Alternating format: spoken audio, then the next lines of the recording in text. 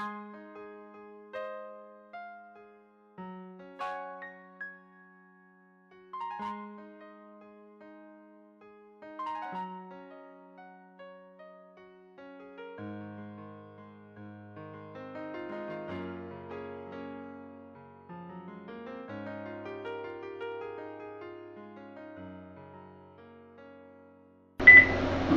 welcome to this tutorial. This is going to be a little fun with desktops.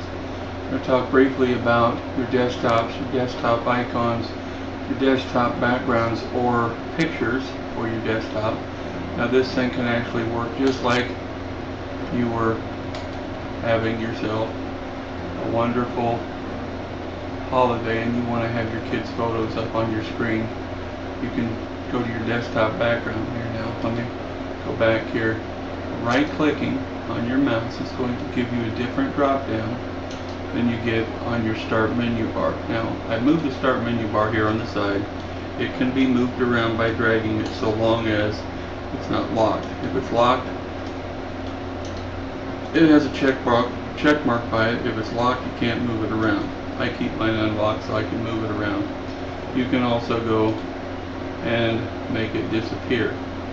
Click on Settings, Taskbar and Start menu, Auto Hide feature, lock the top taskbar. You can also go through here, change the style, change the way it looks. Now you can change it to custom classic menus, which is looking like Windows XP versus Windows Vista. To be honest with you, I have mine tuned up and stripped down. I make it look like Windows XP because, to be honest, it runs faster. Why slow your computer down and make yourself that much more hassles and slow your computer down? I also have the option here under toolbars for my quick launch. That's these little buttons right here. These are quick launch buttons to do in place of your desktop icons. Your desktop tends to get a little cluttered up, and to be honest with you, desktop icons don't always do a whole lot. Recycle bin, control panel, you never use most of them. If you don't use them, clean them off your desk. Now in this case, you'll notice that if you right click here, you'll notice View, Show Desktop Icons. Now, I've done a little trick here. I took a picture of my desktop using another video. It's called taking a picture of your desktop or taking a picture of your screen. It's in my video series on YouTube. Go ahead and take a look at that one if you're not sure what I'm talking about here. I can show my desktop icons and you'll notice you have two separate icons here now. The reason is because I decided to show you how to do a little trick. If I turn off the desktop icons, you still have a look of your desktop icons, so somebody will sit here for an hour clicking on these things trying to figure out why Windows doesn't work if you have your desktop icons hidden away. Okay? Now, let's go ahead, change this back, get it back to my proper background here, which I normally keep as drop down. I keep it a solid color of black. Boom. Click close, and you're back to a straight desktop with no icons, nothing showing. Okay, let's move on. Now if you right click here, you've got toolbars. You can add an address bar, media player links. All this stuff is in addition to what your normal standard Windows desktop menu bar is going to show. This is your menu bar here, and you can go through and do many things here. You can group items together. You can auto hide it so it'll disappear, and then you can change your options here. For your clock, you can hide your inactive icons. You can show or hide your volume control and your network. And these are just handy things for you to know and use. It's good to get familiar with this stuff because the more familiar you are, the easier it is for you to quickly identify if something is out of place or not working properly. The more you learn, know, and understand about your operating system and about your desktop and how Windows works, the better off you're going to be. It'll just make things a lot easier for you to find.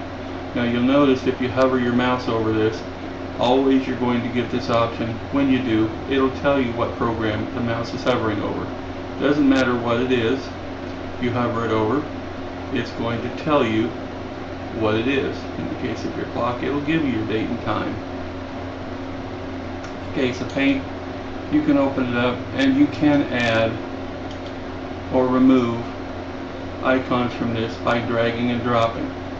Now I have my desktop icons hidden, however, you can also drag from here. If you left click it and drag it and drop it, you can move your, let me see here, I can create a shortcut.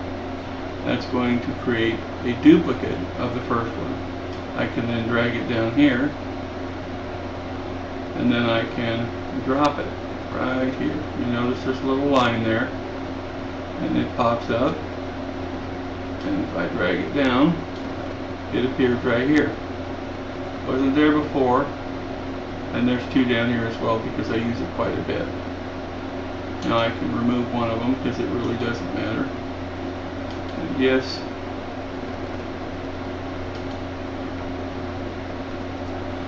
now the other thing you can do is use your slider here to hide your icons. I usually keep them visible because I use them quite a bit.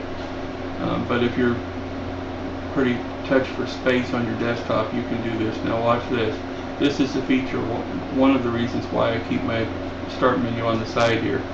If I open up, say, 10 paint windows here, it's going to stack them. And by clicking on this, I know each and every window that's open. Now if I click on the top bar here, the menu bar, or the title bar on these, you can always right click and minimize. And sooner or later when I get to the end here, when I minimize the last one, I will see my desktop again. Voila.